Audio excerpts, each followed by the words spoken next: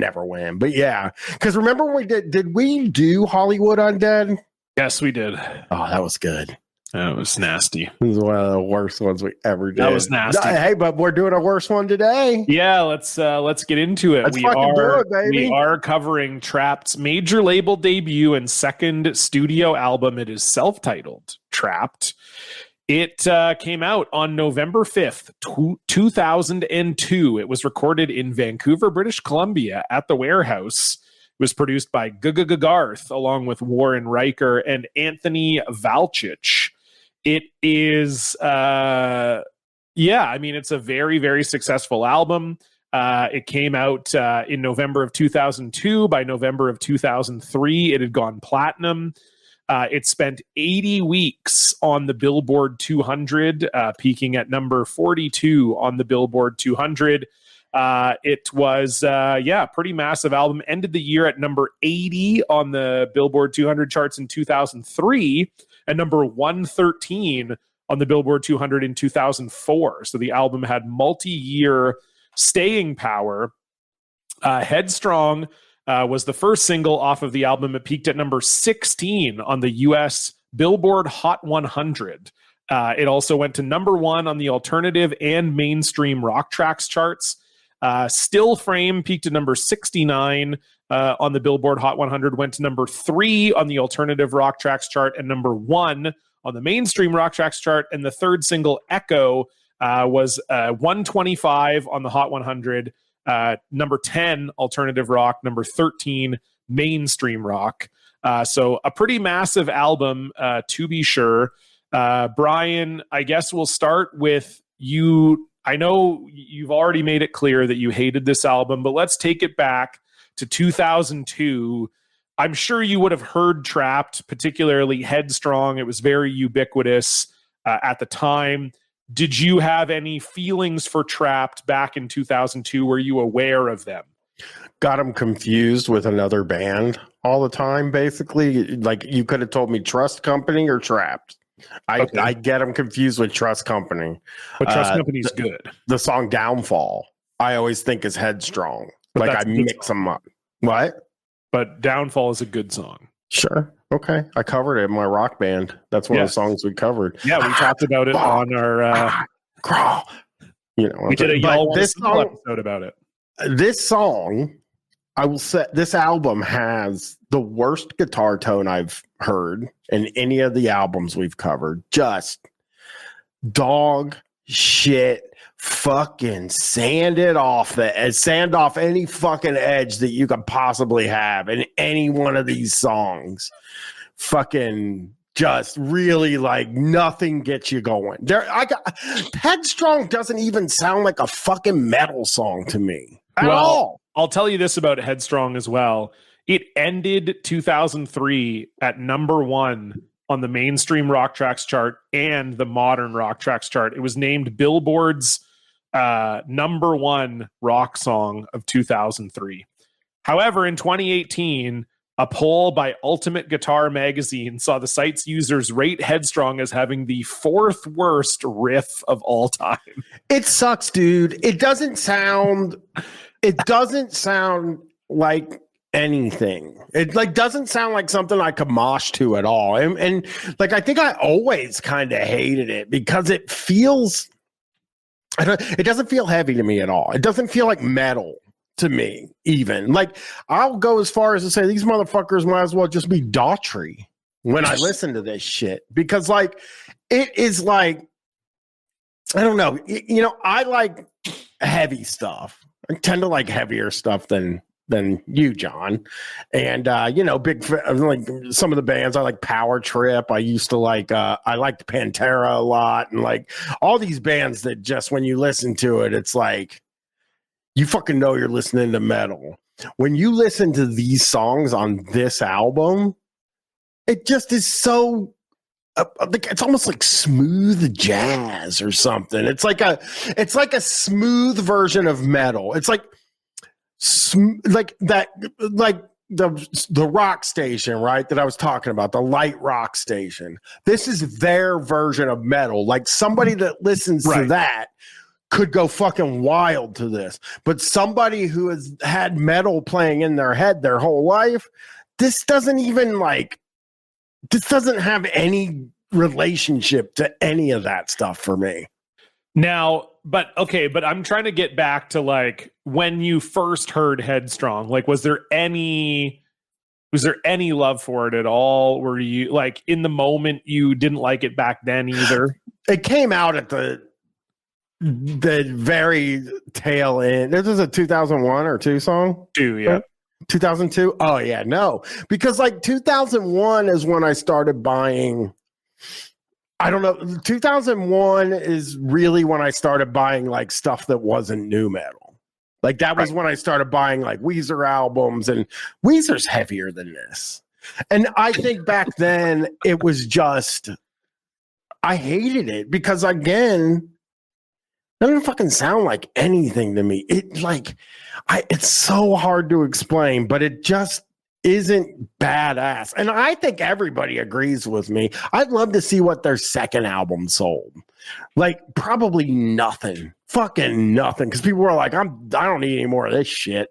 You know? Let's see. The Someone in Control is their third album, but second major label album after the first one. It debuted at number 14 on the Billboard 200. But as of April 2006, it had only sold 263,000 copies. So it's not even gold. Yeah. And then after this album, they were dropped by Warner Brothers. This album, that's the other thing, right? Is like the songs on this album are Headstrong's the heaviest song on the album. Right. And that says so much because there was no world in which I was going to listen to this. Girl, I heard it on the radio. I knew about Trapt, but Trapt was almost like a joke among my friends because it had gotten so far away from, like, we had gotten so far away from like, you know, being into like Spine Shank and stuff like that. You know what I mean? Like, we had gotten to this point, I think in 2001, I would have started listening to heavier metal that's not new metal. But it was also around the time when I was just like, I'm not into this shit.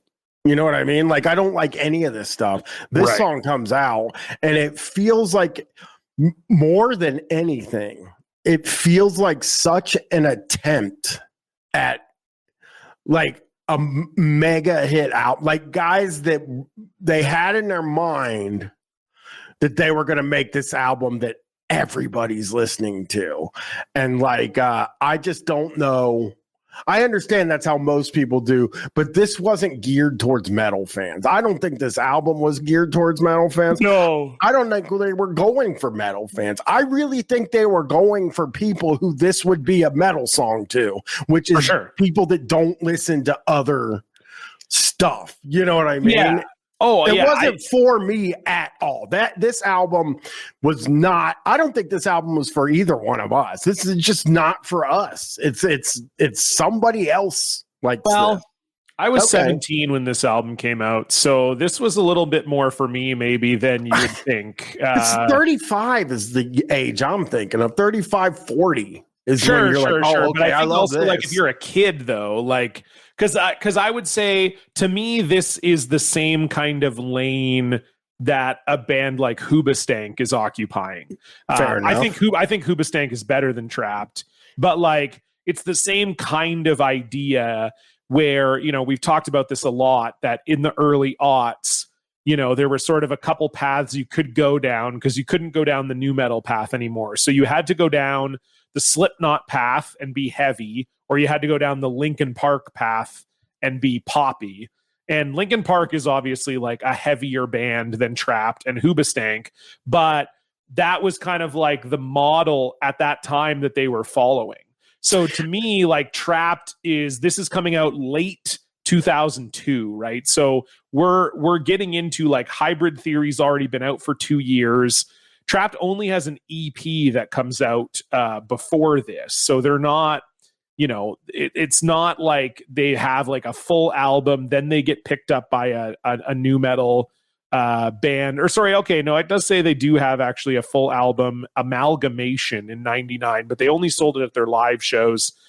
You can't find it now. So anyway, like, so maybe in 99 they're doing something that's like a little bit heavier, but I'm guessing they're fans of Linkin Park, they're fans of Incubus, they're fans of bands like that are heading on like a lighter path. And then to me, the guitars on this record are very much from the Disturbed school of production, where it's like the guitar riffs are essentially heavy. Like what they're playing, like if you heard it live, it would probably sound like a heavy guitar riff, but there's so much palm muting and the guitars are compressed so much that on record, it does not sound heavy. Like it's designed to be palatable to someone listening to rock radio, for sure.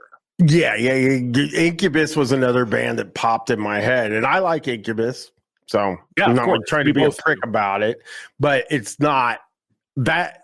Once Make Yourself comes out, they're kind of, but Incubus has a sort of, I don't want to say this because people are going to goof on it, but like a kind of soul to them, and like you can track the way they get to Make Yourself by listening to the stuff that came before Make Yourself. It doesn't seem like a dramatic right turn where you're like, oh, they're going like a little bit poppier. Like that, it's not.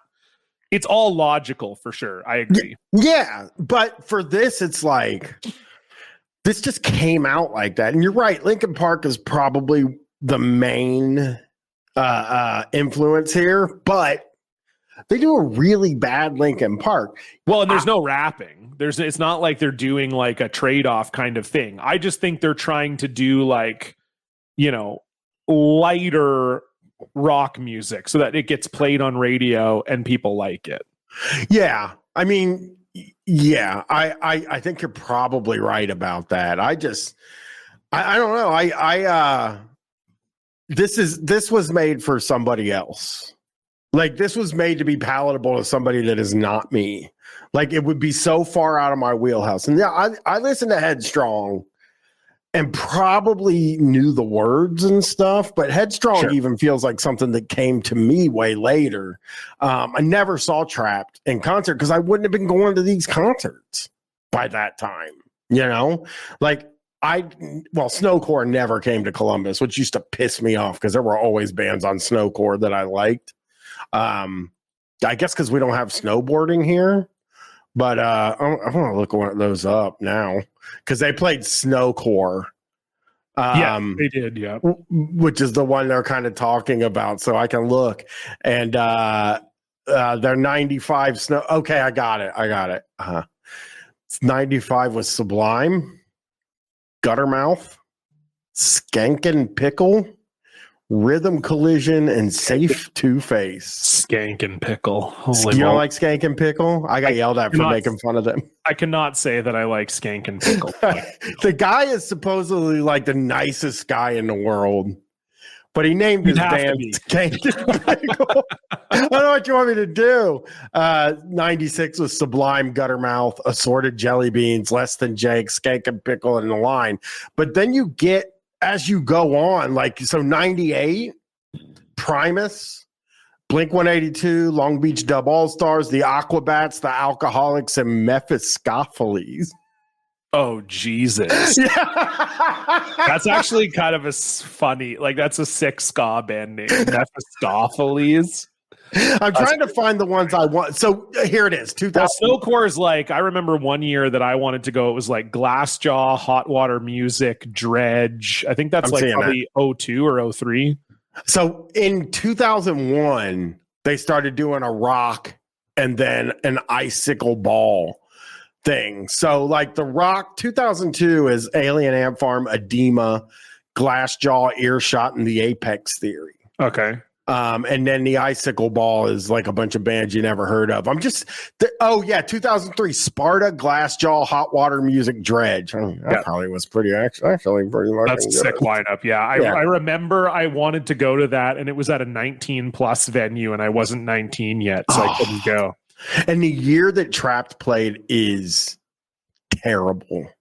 When did they play? 04? 2004. Yeah. They played with Smile Empty Soul. Oh, terrible band. Finger 11. Okay, I like them. And Strata. Oh, why do I remember Strata is important? Yeah, what was Strata's hit song? I remember that. I remember liking whatever their hit was. Yeah, what was Strata? I'm getting them confused with Sparta. Yeah, but they were in the Electrosound. What is their big song here? I got to look them up on like Spotify because I don't. Oh, The Panic. But no clue.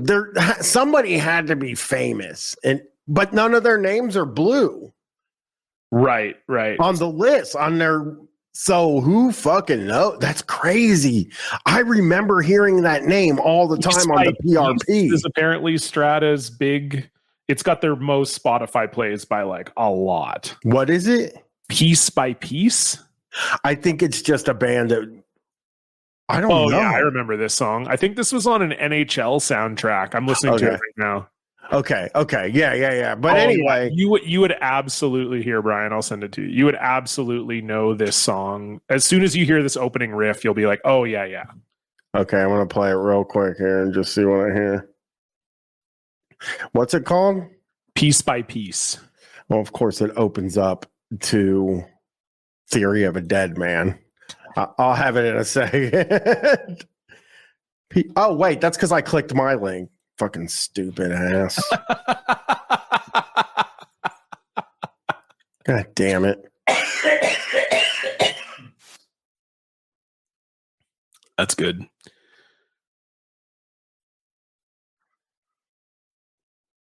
I'm going to let you know I've never heard this song and I hate it. Okay, yeah. That, as soon as I heard the opening riff, I was like, oh, yeah, I know this shit. I think you were just younger and still kind of tied to... I got an MP3 player in like 2003. So, and Napster is like a 99, 2000 thing. Like, so I started listening to what I wanted to. Really Strata's quick. A big, like, they're a wind-up band. And they're on the Punisher soundtrack that we reviewed. So I've heard Strata before. Oh, that's crazy. And like, yeah, that's crazy. I've heard of it. Panic too. I remember that song. God, listen, here's a worse one, John. Here's 2006. Strata Piece by Piece was on the Madden 05 soundtrack. That's where I'm remembering it from. Oh, yeah. 2006 got to be an all-time shitty concert tour. It's Seether headlining. This is Snowcore still? Snowcore. Seether, Shinedown, Flyleaf, Hailstorm. Oof, that's nasty. I would have maybe. I think I've heard a Hailstorm song I like. Okay. They did a cover. I know of them, but I don't know if I know one of their songs. They did a cover of Bad Romance. Oh, by Lady Gaga. Okay. And it's really good. And it's a cover, so you know it's good. Sure. So I will say Trapt for me, like 02, I'm in grade 11. Trapt was a decently big band. Like my friends because I've talked about this before, but I definitely didn't have friends that were into like really heavy music. Like a lot of my friends were into really heavy music. We're not into it. Like they'd be into rock, but a lot of it was like radio rock and stuff. Like I didn't have friends who liked Korn or who liked, Limp Bizkit or Metallica or Pantera, like some of the bands I was listening to. And Trapt was a band that did crossover where it was like, people who liked rock music who would say like, I like the Foo Fighters and I like Linkin Park and whatever. They liked Trapt. And so Trapt was never a band where I was like, I got to get their album, but definitely the singles like Headstrong, Still Frame, and Echo. All three of them are definitely songs that I would have had on mixtapes, like burn CDs at the time. And I would have liked for sure. And like Headstrong was it was a fucking massive song. I mean, you really did just hear it constantly on radio, at parties. Like it was a very ubiquitous song that everybody liked.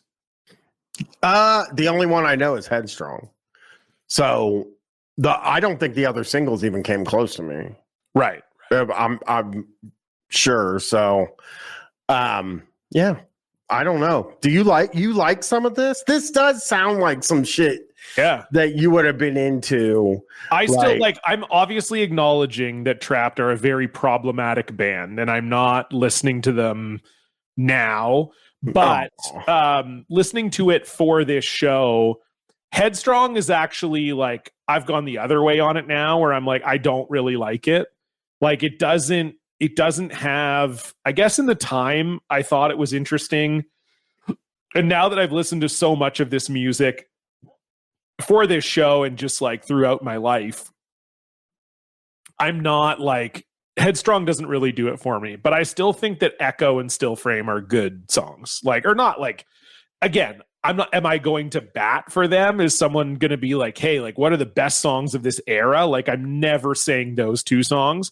But as I'm listening to this album, I'm like, okay, you know, those two songs are still pretty good. Echo in particular, I think, is like a good, like, yes, it is soft. It's soft boy shit, but but it's good though. Like I still think it's a good song. Some like big time tough guy, you know, singing these fucking songs that are like every song. It was just like, oh, cry. Go ahead and cry, motherfucker. You proud boy. Like, come on. This is the most, like, it's hard for me to even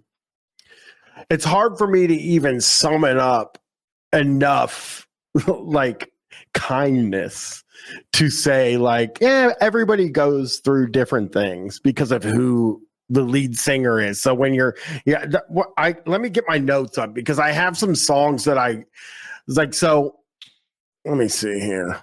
Like I would say for the most part with this album, I guess like it almost reminded me of just like an average movie, you know, where it's like you're not like an okay time waster type of movie where it's like, yeah, it's not like the best movie I've ever seen, but like it's fine that it's on. It's fine that I watched it. I'm not like mad that I watched it. And I think we've listened to some albums on this show that were like actively offensive to me. Like having to listen to them literally felt like a chore. Like it was like, holy fuck, how many songs are left on this album? Like it genuinely was painful to me to listen to. And this album is just not offensive in that way. Like I don't think it's a good album overall, but when it's on, I'm not like, this is the worst thing I've ever heard. I want to turn it off so desperately. Like it doesn't have that feel to me. Because it doesn't have anything that would wake you up out of whatever video game you're playing or whatever. 100%. Like 100%. If I put this song as my alarm on my phone, I would sleep through it every day. Put any of these songs on this album. Just wouldn't even wake up. Right. You know? Yeah, no, I think that's a really good way to put it. There are several songs on here that just made me say, this is no exaggeration. This has to be one of the worst songs we've ever reviewed. That's Made of Glass. I said that. Yeah. And then the other thing I wanted to bring up. That's track 2. So like already on track 2, you're pissed off. Yeah. And so okay, where are you at on Headstrong? Like you're whatever is my note. Okay. Whatever. So I don't like it. Hate it. You don't hate it though. I don't think it's good. And I don't think I can go as far as to say that I like it. Because I've heard it so many times. Like sure. I don't know if I can tolerate it because I've heard it a million times. If that makes sense. Right. So like I don't know. I don't know if I like Headstrong. I know that Headstrong to me now and always has sounded it's so hard to explain. Sanded off, not edgy, not like none of the guitar affects my ears in the way that like Korn or Deftones. Deftones is a perfect fucking band. That's a heavy band. Those guitar riffs are fucking heavy in these songs. You know what I mean? Be Quiet and Drive has that one. Nothing comes close to that here. Nothing makes me move my head. Everything here, I had to listen to this twice because everything here, I can just ignore it. It's like background noise. It's not anything. I really, it's air.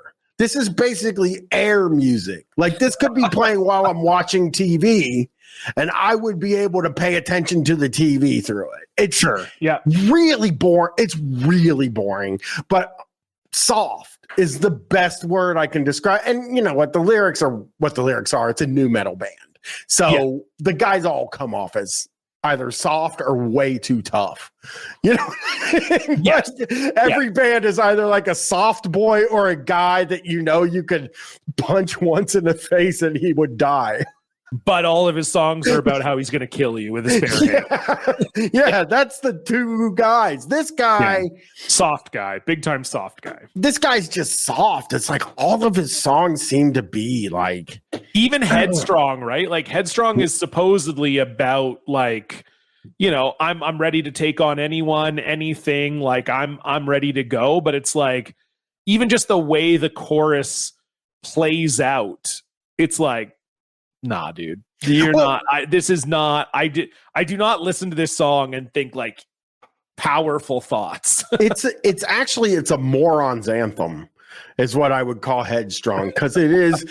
He is that like would be a good parenthetical right beside them.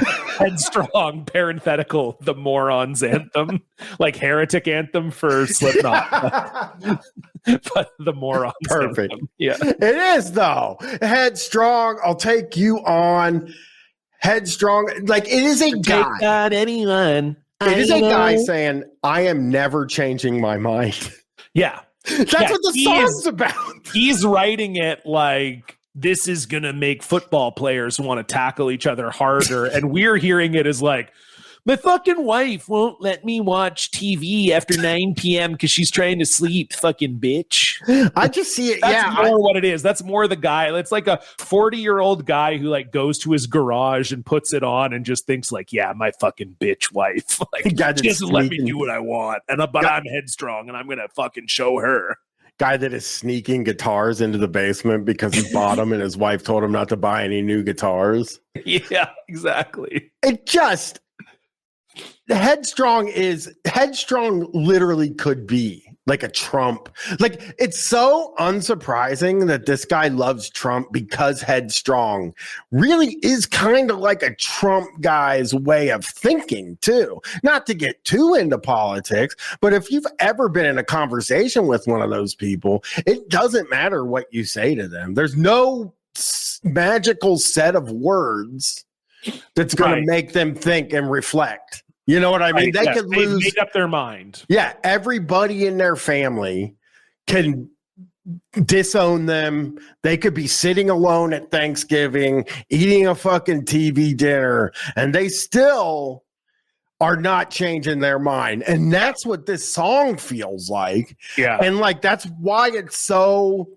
And that's kind of what Headstrong means, right? Yeah. Like Headstrong doesn't really mean like I'm really tough and I'm really strong. It means like you're an asshole. Like if someone calls you, like the actual definition is determined to have one's own way, willful, stubborn, obstinate. It's not like I think he's singing it like I have conviction in my own beliefs, but I'm also willing to like I'm a tough guy. Like I think he thinks it is like I'll fight. I'm a tough guy. And no, it means you're like being a fucking loser that everybody hates. Yeah. You're the guy that nobody likes. Like the only reason we were all surprised that this guy was a Trump guy is because nobody had thought about him since 2002. Yeah. It's like, oh wait, I've got to commune with the singer of Trapt right now. Why do I even know this? You know? Yeah. I mean, I can't believe they did Snowcore in 2004. Well, because they hadn't done another album yet, though. Like, right? Like the next album doesn't come out till 2005. So they're like, so they're riding the Headstrong wave. That's why. Yeah, because they're not writing any of the other songs. Maybe you heard some of the other songs. I never heard any of them. Yeah, Still Frame and Echo were both. Still Frame in particular, that's the second single. It definitely had play for sure. Also, Echo sounds like a Fuel song to me. Like when I was listening to it, it just sounds like these guys really would have been more at home in that scene. You know what I mean? It is definitely more surprising that they weren't like Fuel, Filter, Theory of even Dead Foo Man. Fighters. Like you could see them opening for Foo Fighters. Like, yeah, it's a little more surprising that they were trying to tour with the heavier bands of the time, for sure. Yeah.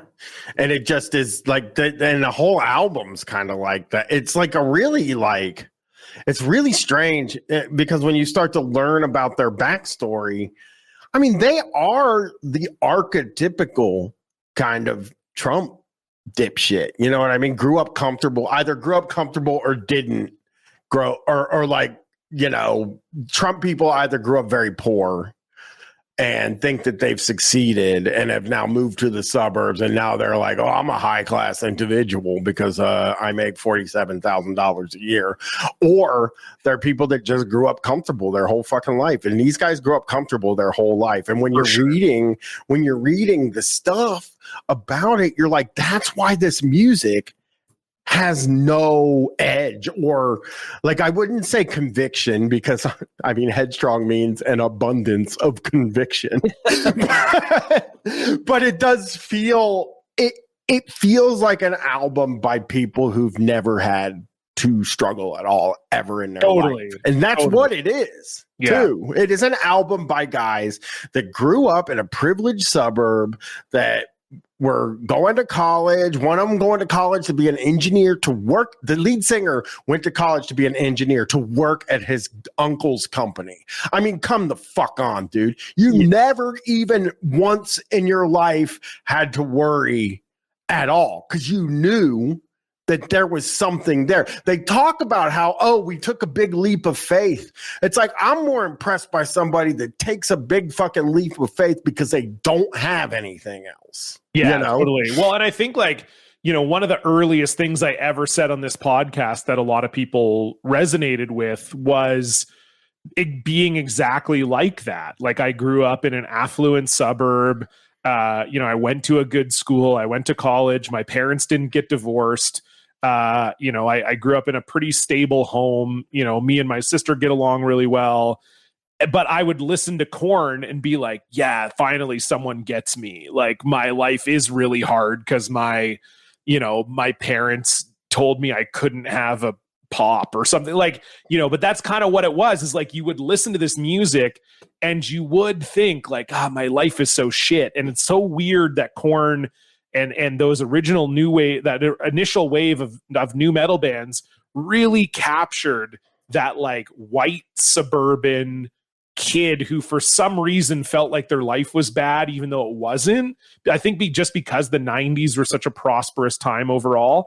And so then it's interesting to see this is like a product of that. Like, for sure, I could have been this guy. Like, I wasn't, obviously, but like, he was obviously a guy who I think he's around the same age as me. I think he's maybe like just a little bit older than me. So he's listening to Korn in his like gated suburb of Los Gatos, which is just outside of San Jose, and he's listening to Korn and Limp Bizkit and going, yeah, it does suck to live in a nice house and have parents that care about you. And like, oh God, like, my life is so shit. And he's like one of the few guys we're actually seeing like come out of that era and trying to like make sense of that. Like, he's being interviewed and people are asking him, you know, where did this come out of? And he's like, well, the band's called Trapt because we were really just trapped in, you know, this hellhole of a world where I was going to have a very rich engineering job and live in a nice town where it's always sunny. And it's like, okay, yeah. Well, and it's like, when they describe the cover of the album and it's a guy mowing his grass. Yeah. He's 43, Chris Taylor Brown. It's a guy mowing his grass on the front, and they're like, I could have ended up being that guy mowing his grass. It's like, motherfucker, that would mean you have a yard. You have a house and a fucking yard. Do you understand how some people just start with fucking nothing, man? I was kicked out of my parents' house at 19, didn't have a job, didn't have shit, and lived on somebody's couch for a year before. And I actually had to work my way to get here. But like, I had to work a bunch of shitty jobs and all that stuff to get to where I am. I didn't have anything fucking guaranteed for me. I tried to move back in with my parents in 2002 and they straight up fucking said no. And like, I see a guy like this. My worst nightmare would be to make six figures and live in a fucking house in the suburbs. Fuck you, dude. In California, of all places, too. Yeah. It's just like, fuck you. You don't know shit about anything, and your songs are all about fucking nothing except for you have a bad feelings. You know what I mean? Like, all the songs are just generically about having bad feelings because he doesn't know anything else. He's never done anything. There's no struggle when you can't write songs about struggle when you didn't struggle. But it is weird that, you know, like, not that I'm saying he's right, because he's not. Like, you're absolutely right, Bryan. But it was like, we were all products of that time period of like, that is how suburban kids felt in the 90s, was like, I am trapped. I don't want my parents' life. I don't want, you know, this life is so boring and bland and whatever. But it's like, yeah, exactly like you said, when you never struggle for anything, then what? You can't write songs about love then, dude. Like, don't try to write songs about you know, life is so tough. Write a love song. Everybody's good with love songs. I'll say this, John, a lot of people like that are like there are a lot of people like him that were like, I don't want my parents' life. You know what I mean? Totally. Like, there were a lot of people that didn't want that. And a lot of them just like moved to the urban area of town and hang out, and they do your shit and they don't fucking cry about everything. Like, there is another life that comes where being a rock star, which, by the way, this guy's not a fucking rock star. Nobody knows who he is. He walks down the street, and the only reason anybody would know who he is because he's had his picture taken in front of a fucking Proud Boy flag. It's like, this guy is like, nobody hasn't had a fucking hit. He's living off of royalties from one song, and he's never in his life had to do anything. It is just really something. And gets to, you know, in his little interviews, he gets to talk about how everybody told me I shouldn't do this. And it's like, that's because you had a sure thing. That's why they told you not to fucking do this. You had a 100% sure thing. Some of us didn't have a sure thing. Some of us just had to fucking, you know, figure it out as we went. And it's just frustrating to me to be like, it's so frustrating because the album is soft as fuck. And it reads, when you listen to it, it's a soft guy being soft. You know what I mean? And it's like, I just don't know. This song's a hit because it's extremely easy to listen to. And it was probably in some video games. Was Headstrong in any video games? Oh, yeah, of course. Yeah. And it was probably in movie trailers and shit like that. It's just a ubiquitous song.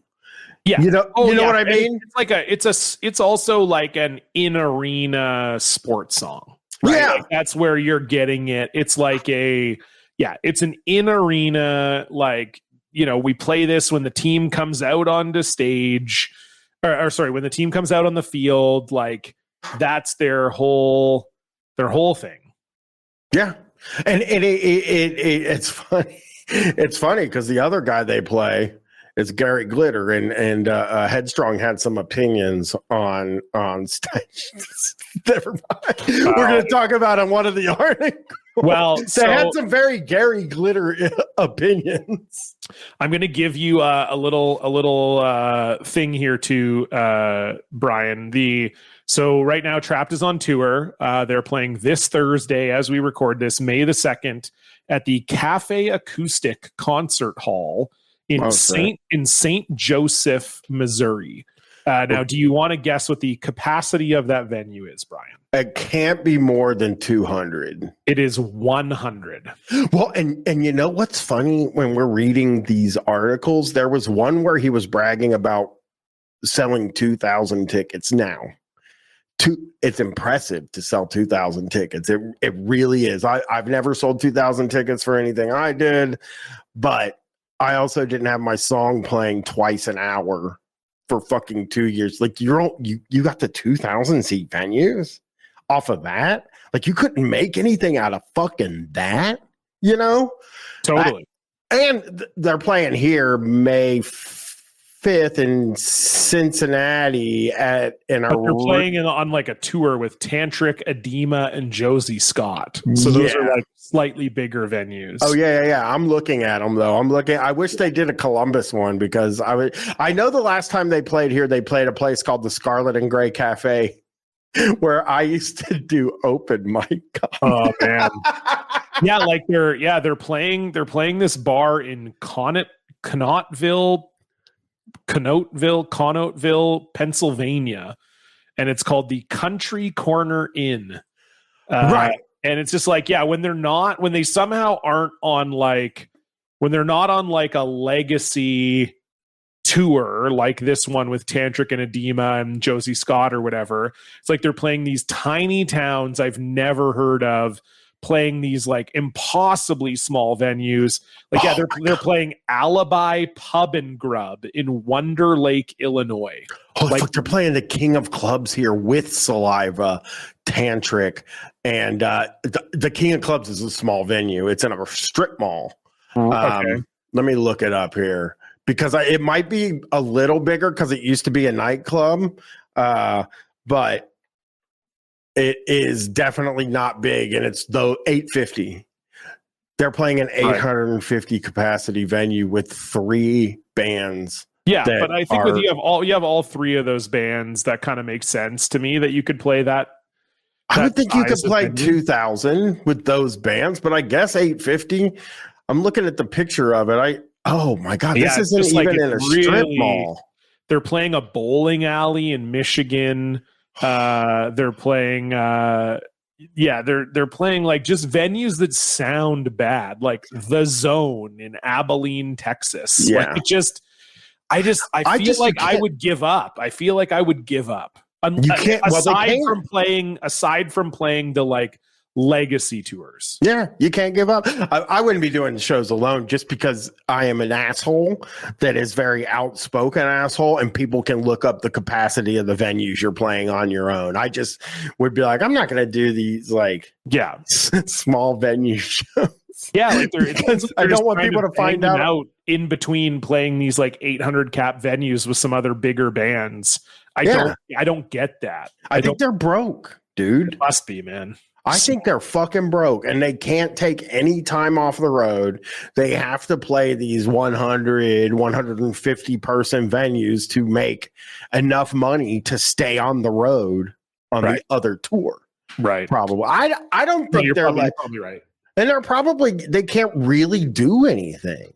Like, they can't really, like, what else can they do? I guess he could go back to college and learn. He should go back to college and learn how to be a fucking engineer. Should have done that 10 years ago. Now, before we get into the articles, Brian, I know you were texting me because not only did you think this is maybe the worst album we've ever listened to on the show, but you particularly pointed out one song that you think is the worst song we've ever covered, which is the acoustic song Stories.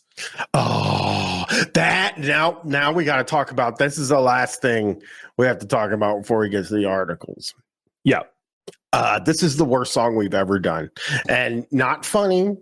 The funniest song we've ever done was recent. I can't remember what it is. It was Dropping Plates, and then there was one more that was even funnier than that. But this one... Well, it was the Stone Sour spoken word. Oh, yeah. That was awesome. This song just sucks. And it's like, you have to go back and look at the albums me and John have covered on this show. And you can even go look at the Patreon albums that we've covered on this show. And I'm fucking saying right now, Stories is the worst song we've ever covered on a P.O.D. cast ever. It's terrible. And when I was listening to it, I was like, these dumb motherfuckers could have gone country and might be playing 300 capacity venues. Right. You know what I mean? But they're so stupid. They don't fucking know how to do anything. They're just like, we got to play Headstrong twice a night, because that's what we have. We have Headstrong. Nobody that's seeing them knows anything about any of the other songs. You write yourself a country version of Headstrong, and then maybe a few more country songs. You're getting not Aaron Lewis money, but by the way, Aaron Lewis is playing small venues. He's not like playing huge venues. No, but bigger on than his solo stuff, bigger than Trapt. Yeah, he might be in the same size as I don't know. I don't know actually what he's playing, but I'm saying he's not playing these huge venues. But I'll bet you, being a Trump guy and having Headstrong, a song that was a massive hit that could easily be turned into a country song, would fucking be wildly successful the same way Lit was wildly successful at doing it, the same way Aaron Lewis has been able to do it. And it's pretty surprising to me that these guys never cynically did. When I told you about it, I was like, it's really weird because like these guys never cynically did the country music thing. But now when I think about it and I've read the articles and I've listened to the songs a few times, I just think they're too fucking stupid. I don't think it's anything.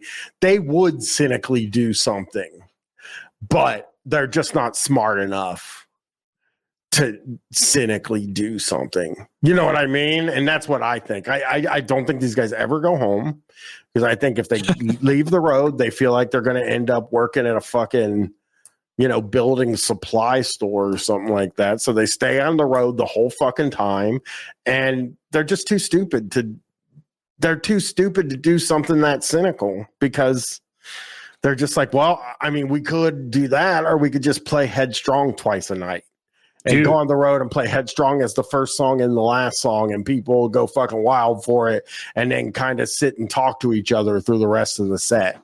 At my cafe, at a cafe. So they probably walk into that fucking cafe and they're like, can we move some of these tables?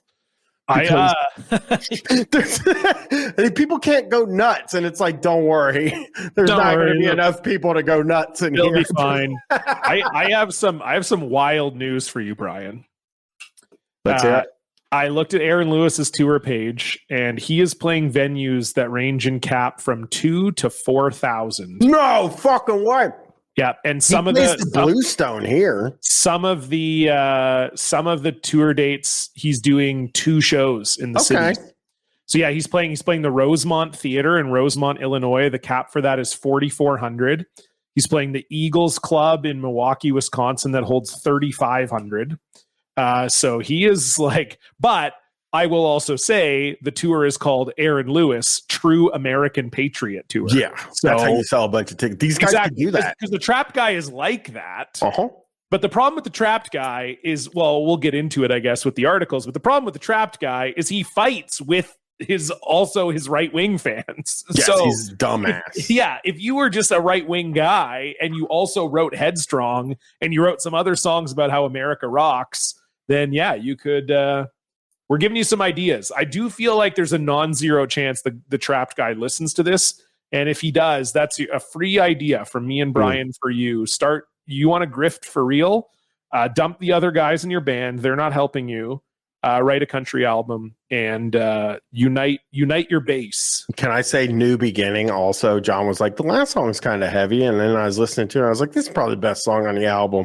And then I looked to see how much time was left, and there were 4 more minutes. Well, it's because there's a hidden track after. The whole song is not that. I thought it was 9 minutes. No, the song's only like 4 minutes, and then it's like a 5-minute like instrumental outro kind of thing. Okay. Well, I'll let him off the hook on that one. Yeah, you can let him off the hook there.